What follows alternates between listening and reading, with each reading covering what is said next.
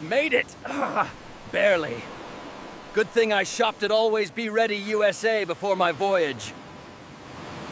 I may have lost my ship, but I did not lose my common sense, and this gear is proof.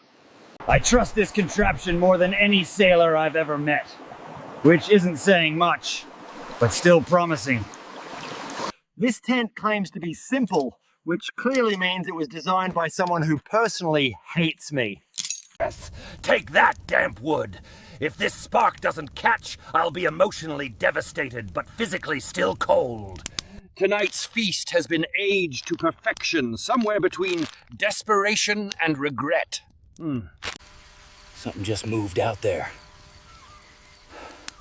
I would prefer if it minded its own business. I am still alive, which means my plan is working, even if I don't remember making one. If a ship sees this, I am a genius. If not, well, at least the island's deco has improved.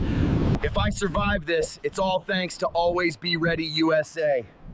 I wouldn't have made it without this gear.